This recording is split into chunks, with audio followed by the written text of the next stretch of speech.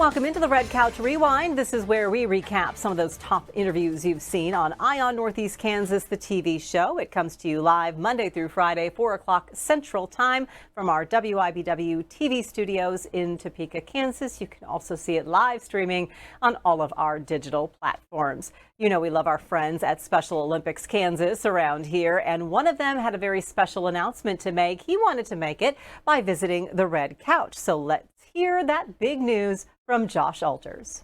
And a few weeks back, you were just back from a national congress, is that correct? Correct. And what did you do at the national congress? So we went to the Congress in Grand Rapids, Michigan, to talk about issues that affect Special Olympic athletes in the United States, and picked 4 topics, Melissa. They are understanding or athlete-led leadership, how to figure out how to get more healthy athlete involvement and outside of our competitions, and then of course the media, which I know we don't have that issue here with a lot of programs have that issue, and then just learning a lot about the other topics that were discussed and keeping up with the athletes that want to know what's going on with programs. Absolutely. Now, people may not realize that Special Olympics isn't just in Kansas or in the United States. It's a worldwide program. So at this national congress, what happened?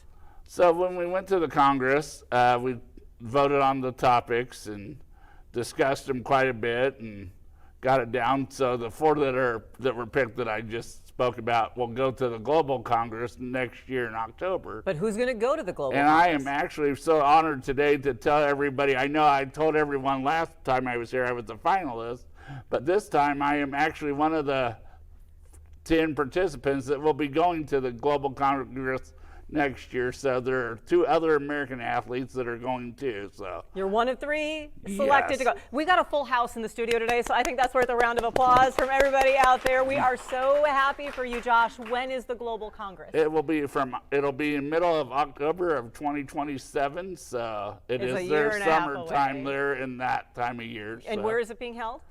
Santiago, Chile. Wow, so, that is quite a trip. So what do you hope to achieve by going to the Global Congress? Well, I'm hoping that I'll meet a lot of athletes and learn what they're fighting for in their programs to make our athletes better, just not, in our country, but in their countries as well. So what is the common thread for everybody who takes part in Special Olympics? Why is this so important? What does it mean to you? It just gets as an athlete, it gets our voices out there to say, hey, we want this and that, and just to be a part of our communities, because we all have issues like everybody else that doesn't have an IDD or disability. So just to get us out there and use our voices to promote what we want in the organization and in our communities a lot. What's going to be the main message that you bring in? What do you think you're going to bring to the table? Oh man, I don't know, so many wonderful topics to think about. Sometimes it's so hard to think about a topic, but I guess for me it would probably be the athlete-led decision-making, because we want more athletes to serve on committees and just be a part of their communities and committees, even outside of the organization. It's kind of nice for people to listen to your voices and hear what you want to have happen, instead of everybody just saying, okay, here's what you're going to do. Exactly, because we've been around there. We know what the athletes want, and they have their own voices too. It's not just somebody telling us what to do or say. Well, Josh, we are so pleased to have you representing all of us in Kansas and across the nation at that Global Congress next year. Good luck to you. I'm sure we'll be checking back in as we lead up to that time. Well, thank you, Melissa, and thank you, WIBW, for everything for our athletes here in Topeka. And also, I want to tell everybody we've got a couple of busy weeks here coming up. We've got our torch run next week, and then in about 2 weeks from tomorrow, we have our summer games out in Wichita. And then we also have a fantastic unified soccer team that's going to be going to USA games here in the middle of June. So he never stops advocating and telling us what's happening. So if you see him on the streets all around, that's going to be all around Northeast Kansas, the torch run on the 27th. Yeah, so just a busy time of year for the organization. So This is our busy time. So. Get through it all. Thank you, sir. The trip is more than a year away, but we certainly are excited for Josh and for the opportunity to take his message of inclusion worldwide to a global stage. And we'll be following his progress when that trip happens next year. We also had a conversation recently with Topeka Police Chief Chris Vallejo. Joining him were Commander Colleen Stewart and Dr. Amy Memmer. She is a member of the Community Policy Advisory Board that TPD has. The chief wanted to fill us in on a new definition, really a new approach to community policing and what that's going to mean from the Topeka Police Department and the role all of you, the public, had in it. Let's take a listen. Welcome to all of you. Appreciate you being here. Glad the weather is settling down a little bit so we can have this conversation because I've been looking forward to it, Chief. What is this policy? When did it come about? Well, the vision when I got here is, one, ask what community policing is here. It's very contextual, it's very localized. So what it could mean in one city compared to another city, it's inherently local. So I wanted to find that out. So the best way to do that is to ask questions. So we implemented a survey late last year, got some great answers and feedback, and along the way we developed a community policing advisory committee with Dr. Memmer as part of it, and we have Colleen Stewart, who's the author of the name Community Connections, which is something new. I'll let her detail what that is. Okay. But it helps me as the chief of police put something in a standard policy that my folks and that the community can use to understand what exactly community engagement, community policing, community connection means here in Topeka and how the police department will follow that. And Dr. Memmer, what was the input that you gave? How long of a process was this and who are you all hearing from? So I think when I first was approached to be part of this process, I'm not sure I even understood what all it would entail and what it would look like, but it's been a gradual process. The more we get into each policy, the more we figure out how to get feedback from community members and communicate that and make sure that we have that transparency and cooperation with the police department. That's been wonderful. As you guys all worked, what was a gap that you discovered existed? I don't know that we've seen a gap necessarily, but there's been times where we maybe have a difference of opinion that comes up. And I think the department and the representatives that we have on there with the officers have been wonderful in talking through some of the questions that we have. Sometimes it's just that, it's not even a concern. It's just I'm not sure what this means for TPD or in our community. And talking through those processes, and it's really helped me understand some of the policies and see where they're coming from and what that background is, to know how they're working, and then hearing from community members and giving that input back to make sure that the collaboration, the accountability, and that transparency is there. So then all of this gets down to you, Commander Stewart. What was the lesson you learned? The lesson I learned, especially from the survey results, is that the community wants us out there when it's not a crisis. Yes, they have 911 to call us, but they want to see us walking their neighborhood and just saying hello. They want more of that. And they want to be engaged with us in more community events. So whether we put that on or we attend from a community standpoint that's being promoted, they just want to see us in a non-crisis situation. And the chief mentioned community connections. Yes. That's come out of this. What is that? So there's kind of a hierarchy, if you will. Community policing, that's something that we've done for a very long time. That's all strategic, that's all enforcement. But the community doesn't want to see that enforcement one-on-one. They want to see the positive interaction. So we have community relations, but that's structured events. Connections is the intention. It's the deliberate intention to try to have that positive interaction with the citizen, the community member on whatever topic it is that we're there for, whether it's a call and we leave them better than we found them, or whether we're not on a call and we are just engaging with residents in the neighborhood. So with all of that in mind, you guys sent me a copy of the policy and it's many pages long. Where do we go from here with that? How do we ensure it's not just a document, Chief? That's okay, we got this great policy and everything that Commander Stewart said sounded great. Dr. Memmer said she learned some things. What about the rest of us? Where do we go from here so the whole community understands this? First, I want to be, it's going to be available, I believe, somewhere on your website. If not, it's on our website. I want to put it out there, hold me accountable for that. I modeled that, our command staff models that, and we put that into our Lexipol system where people have to sign and agree to follow that policy. And not only that, we also teach them how to do it. All right, a lot of things going on. I appreciate you all being here and filling us in on that. You can find the full policy on the Topeka Police Department's website, and of course we'll be checking in with the police chief from time to time to see what the department has all been up to and how they are making that policy be put into action. We did just recently wrap up May, which is Mental Health Awareness Month. We like checking in with Felicia Glass from time to time. She is known as the grief counselor, but her advice and practical wisdom goes far beyond just the grieving process to items and practical things that we can do in our everyday lives. So as we headed into summer, you know, that means a lot of change for a lot of us. We invited Felicia on over to give us some information we can use year round. Welcome to you. How's life been treating you? You know what? It's been a roller coaster of a ride, but I'm managing, and today has just been a beautiful day. So, despite all the rain Jeremy's talking about, it's still a beautiful despite day. The rain, there are ways to have a beautiful day. So well, I'm excited. And this is kind of a stressful time of year for folks. And I think about summertime, our schedule, we all thrive on routine, I think, as human beings sometimes, unless you like all that out of the box stuff, but that can be tough. What is kind of this challenge as we go into summer? Yeah, so like today, people are, you know, struggling to get out of bed. They just want to run back home. They don't want to be at work, but there are ways to just enjoy what nature has. So today I tell people, open the windows and let the breeze come in. Sit and enjoy some of the blooming flowers, the puddles of rain, maybe even act like a little kid and go outside and play in the rain. All of that is great. I don't like my feet to get wet though. Okay, well, keep your feet in, but stick your hands in, stick your hands and face out and let your face get wet. But you know, there's nothing wrong with connecting to your inner child and just enjoying the rain, right? And I also tell people, don't forget to take your 30-minute nap. Go to bed, get your nap in while it's nice and rainy. Okay, well I mean, at least I have an office door now, so no one has to know.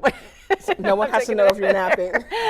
So, but the whole routine thing as well. Mm-hmm. Everything's changing when we enter summer. How does that affect us in terms of our emotional well-being, or maybe sometimes our sense of place? Yeah, so a lot of times people are struggling with, you know, maybe I don't have to get up as early. Kids aren't going to school anymore, so they're home. There's changes in their routine. So we may see some dysregulation where maybe we're struggling to get to sleep. Maybe our appetite's a little off. And for those who may really struggle, they may even find themselves a little bit more irritable. So I try to encourage people to reestablish a routine as soon as you possibly can. So as many things as you can keep the same, keep them, right? So you don't have to give up all of your routine because summer is here. It's okay to still have a little schedule and still add a little playtime, but you really do want to maintain as much of a regimen as you can if it dysregulates your body not to have a schedule. How is connectedness impacted in the summer months? Well, listen, people choose whether or not they're going to stay connected or not. Okay. A lot of times we find that in the summer, people make time to play and connect. So that's why you have so many vacations. People are going to visit family members and loved ones. We have family reunion season in the summer. So people tend to be more connected. It's, you know, our phrase in my community is we outside, right? So I tell people, you know, let's be outside. Being outside can look like let's go play, let's go to a picnic. I took my family this week for Memorial Day instead of barbecuing. I said, hey, why don't everyone pack a picnic and meet me in the park? And we all went to the park. We had karaoke in the park. We just found ways to connect, sit in the grass, take your shoes off, and enjoy the surroundings that are around you. So there are all kinds of ways for you to just be busy, but be connected as well. So go to the tennis matches, right? We want to do that. We want you to get out, go golfing, go for a walk. Sometimes just sit outside on the porch and do nothing. Okay, how can we be okay with that? Because all that stuff you're talking about, I'm like, well, now I feel like I've missed out on stuff. And now I'm looking at social media and I'm at home and these people are going on these great vacations, but I'm not doing anything. Wow, you had a great time on Friday night and went to that party and I wasn't invited and I didn't know what was happening. And so now I mean, the whole FOMO thing that we feel like everybody else's lives are better and more spectacular in the summer. So here's the thing. Fear of missing out can also steal joy from the life you are living. So it is absolutely okay to be like, oh, I wish I had been at that party.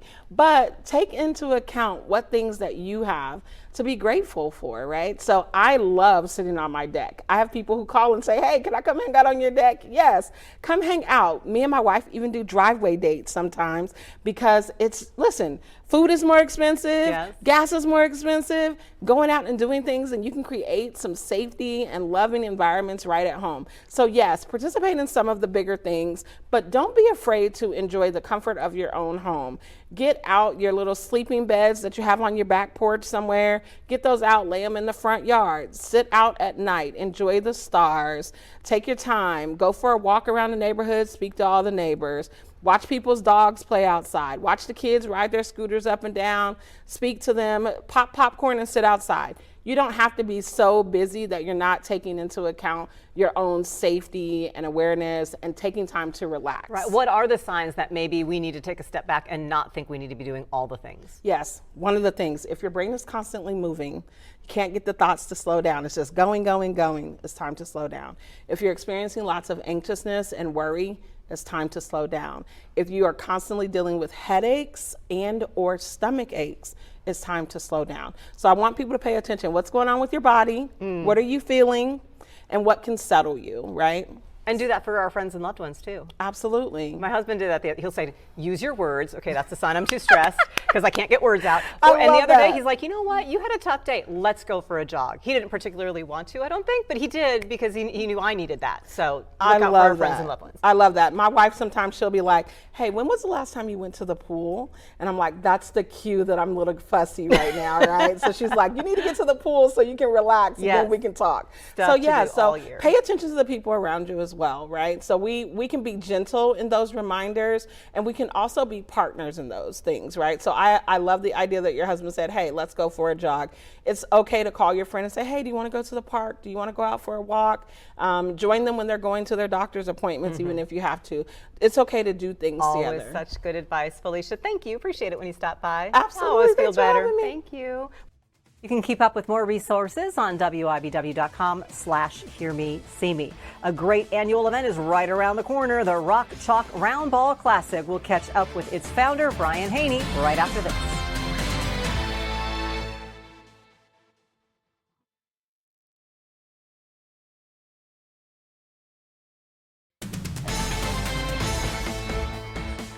Welcome back into the Red Couch Rewind. A lovely annual event is right around the corner. It's the Rock Chalk Roundball Classic. Over the years, it has raised millions of dollars to help local families whose children are going through a cancer battle. Brian Haney, the voice of the Jayhawks, founded this event, and it has just been growing by leaps and bounds. He visited the Red Couch to let us know what we have in store for this year. Welcome to you. Hey, Melissa. And how many years is this for the Roundball Classic? 18 for the Roundball Classic, but how about 30 years for Melissa Bruno? Congratulations on your anniversary. This is impressive, but also not to be outdone. We scheduled this for today because you said, well, Melissa, I'm hoping, fingers crossed, I'm going to be busy later this week, and you will be. Yes, because baseball. You are also the voice of the baseball team for KU. We're having our best season in 33 years. Going all the way back before they hired you here at WIBW. Our only trip to Omaha with the College World Series. So Fitz magic is a real thing. Dan Fitzgerald has these Jayhawks playing incredibly well, and hopefully it's a very successful weekend at Hoagland Ballpark this weekend. Well, we hope that the Rock Chalk Roundball Classic is successful as well. Are we going to get some baseball players out there to help you out this year? No, they'll be busy, but we got a lot of basketball and football guys contributing. As you mentioned, this is our 18th annual event. We've raised over $2 million over the course of those years, and we've got some awesome kids from South Central Kansas, Wichita, Topeka, Lawrence, Kansas City. We have them. We have their photos. We got the pictures I made here. Sure that I got them. I love it. Zara, Romeo, Peyton, Jude, and Ember. Adorable.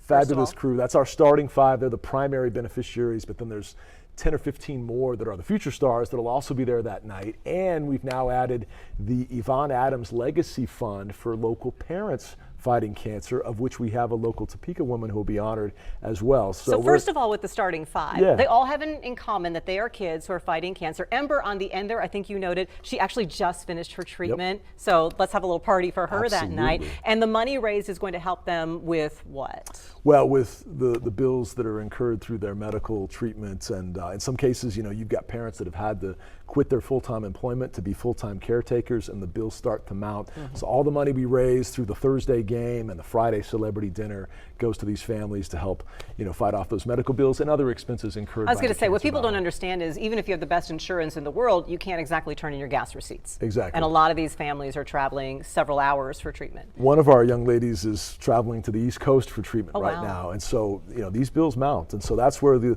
donations, whether you buy a $15 ticket or you show up and make a donation above and beyond that, it goes a long ways. And so we're excited. We've got the 2008 National Championship team, probably about 80% of that roster is coming back. Fun. Super Mario Chalmers, Brandon Rush, Sasha Khan. Was just texting with Darrell Arthur earlier today. We might get him back too. Russell Robinson, all those guys. Then you get the 2022 national champs like Christian Brown and Jalen Wilson and Ochai Abaji and Mitch Lightfoot and Chris Tehan. They're all going to be there. Sharon Collins too. It's a star-studded group. How hard is it to get them to come back for this? You know, it's an easy sell when you've got the reunion of their brothers in Lawrence, Kansas, and then these children. I always send them the 5 faces that you just showed, and it's a pretty easy sell after that. Logistically, though, to get their schedules to align and all that, there's some challenges that go into that. But we've got an amazing board of 15 people that work year-round to pull off these 2 dates in June every year. And you also said this year is a little bit earlier because you also had to logistically work around flights with World Cup travel going on. And hotels too. So yeah, we're a couple of weeks earlier than we typically be, but we're excited about the timing and inching toward our 20th anniversary in a couple of years. The Yvonne Adams Award, named in honor of the late mother of Jayhawk alum KJ Adams, who passed away from, was it breast cancer that Yvonne had? Yes. Who is your recipient this year? Well, we actually have 3. Oh my. And they actually are getting the phone calls later tonight, as a matter of fact. So you can't reveal, you said one of them's from Topeka. But one is from Topeka. And yeah, let's just say, JF, if you're watching, make sure your phone is by you later tonight. You're going to be getting a very important I'm intrigued phone now call. because, if you're out there and your initials are JF, congratulations, let us know. But how meaningful is this to you, Brian? Because you started this from scratch and you didn't know what the response was going to be. It really has ballooned into this thing that is so special for so many people. Well, it's incredible to get a chance to meet these kids that are the inspiration, but also to see the light go off in the former student athletes' minds of, oh my gosh, I can still have an impact and make a huge difference. And you mentioned the Yvonne Adams Legacy Fund. When KJ and his dad Kevin are the ones voting along with our board to select these families, that's really fulfilling for us because they're taking ownership and pride in it too. And so one of the ladies that's going to get honored, who happens to be right here from Topeka, she'll get a chance to meet the Adams family, and that's what makes it all worthwhile. And for fans to go, how interactive is it for folks who might attend the games? It's the best $15 you could spend on sports because you're sitting closer than ever to see some of these current NBA players play, and afterwards you get chances for selfies and autographs. The interactive component is the best. Well, okay, everyone go. The Rock Chalk Roundball Classic is Thursday, June 4th, just a little over a week away. It's right around the corner. Lawrence Free State High School is the host site. Doors open at 5, tip off at 7. As Brian mentioned, tickets are just $15. In Topeka, you can get them at Johnny's Tavern, Southwest 29th and Fairlawn. I imagine you do suggest people get them in advance. Absolutely. Okay. RockChalkRoundballClassic.com if you want to learn more information. And we are so excited because once again, we're going to be partnering with you. So watch your listings. We will promote when you can see the Rock Chalk Roundball Classic on the air, but you can't take selfies with your TV screen. It's not quite as special. So go in person and meet everyone involved, and then you can watch it again later. Brian, thank you. Appreciate Thanks so much, and Melissa. all you do. Appreciate Thank you.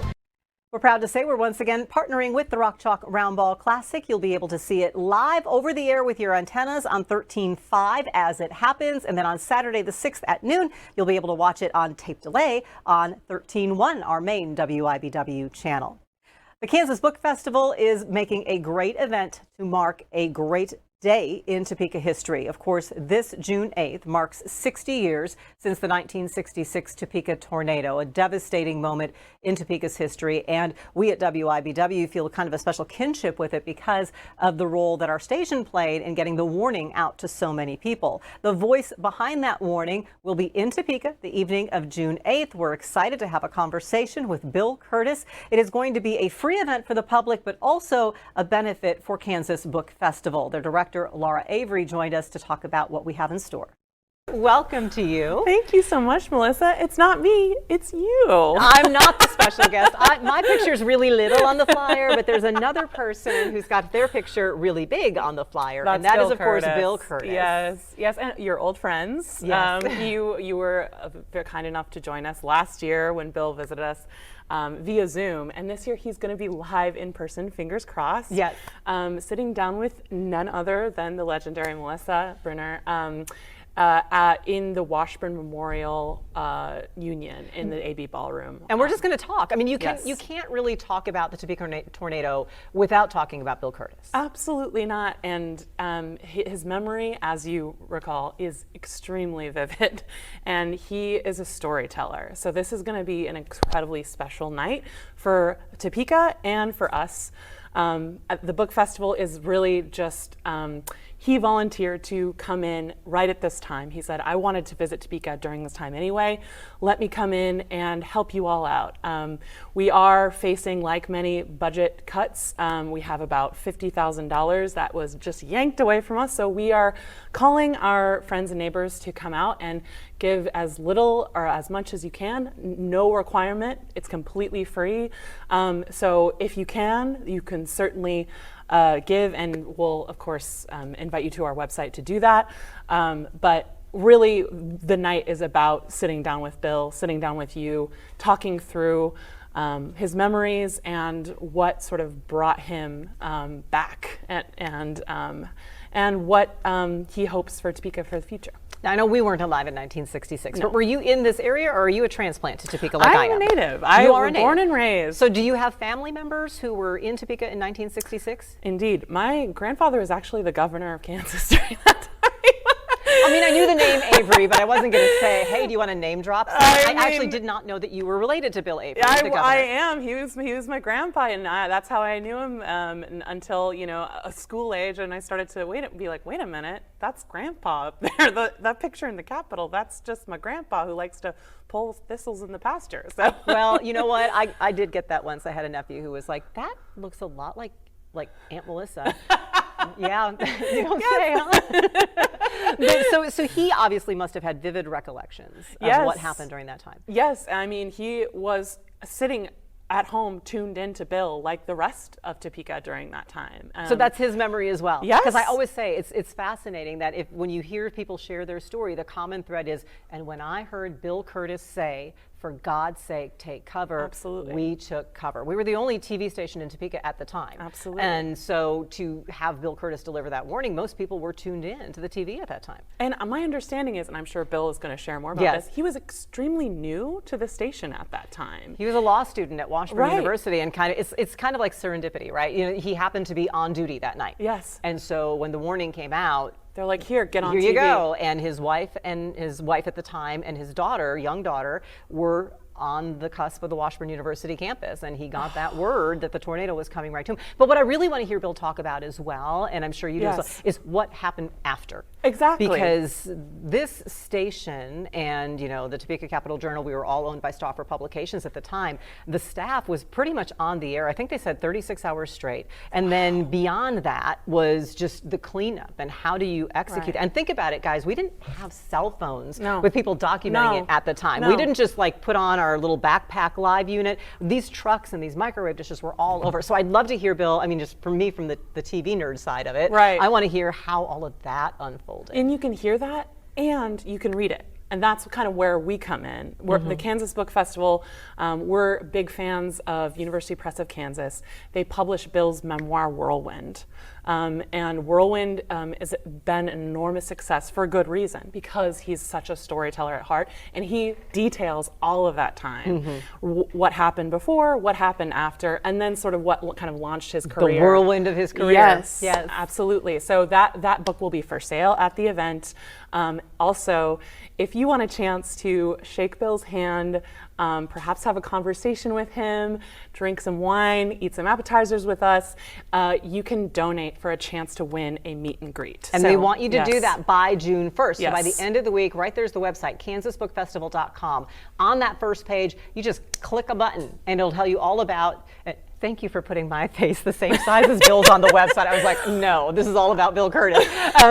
You are a big part of this, too. But there's a link on the website where you can donate. And again, if you donate by June 1st, they're going to have a few winners selected to go to a special meet and greet with Bill. Plus, you're supporting the Kansas Book Festival. It really, truly is a great event every fall. And I'm assured that if you want to come and see Bill Kurtis in person, he's going to make it in person. The flight's Yes, extra early, yes. so nothing like what happened last fall. No. Bill is going to be, because it's June 8th. And just on a side note too, every June 8th when Ralph Hipp was here, Bill would always send an email to Ralph and I on June 8th. And Ralph would email Bill on June 8th. So incredible. it's certainly something that's still important in his memory, in our memory, in the history of our station. So June 8th, 6 o'clock, be there with Bill Kurtis and I. But it is always fascinating to catch up with Bill Kurtis and hear his thoughts from that day, of course, how it led to his career that has happened in the decades since then as well. So hope to see many of you there June 8th at Washburn University's Memorial Union.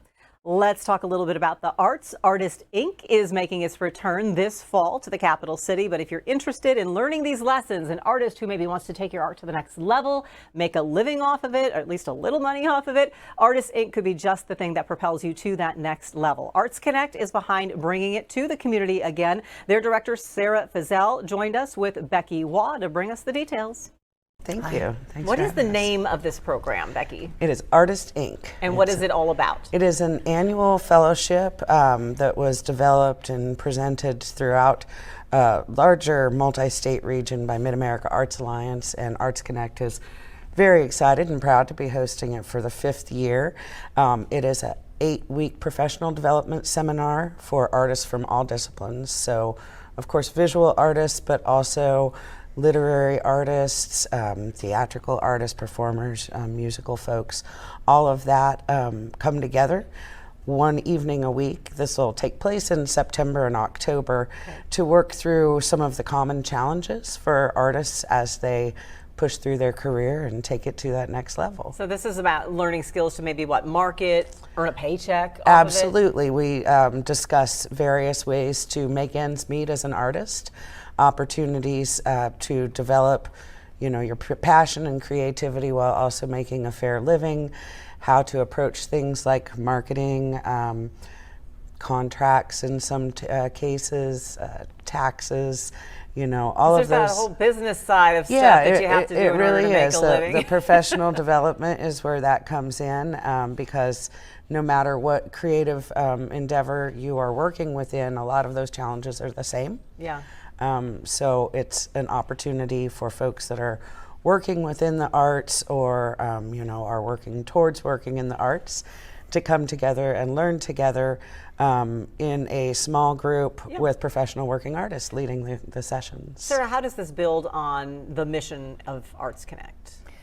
It really builds on our mission. So we are in charge of representing all of Topeka, Shawnee County, and all of the artists within that area. And so having an opportunity to bring artists of all disciplines together so they get to know each other, they build an amazing network. Like there is a lot of business skills and a lot of important information that is provided, but one of the magic parts about it is having artists get together and meet each other and network with each other and collaborate and really build a network here in Topeka. And that makes our job easier because we then have artists who are better supported by one another and feel understood and are able to be more successful in all the things they want to do. How many people will end up being selected for this program? It's 16 this year. 16 this year. Yep. What difference have you seen in the folks who've been through it in these past 5 years?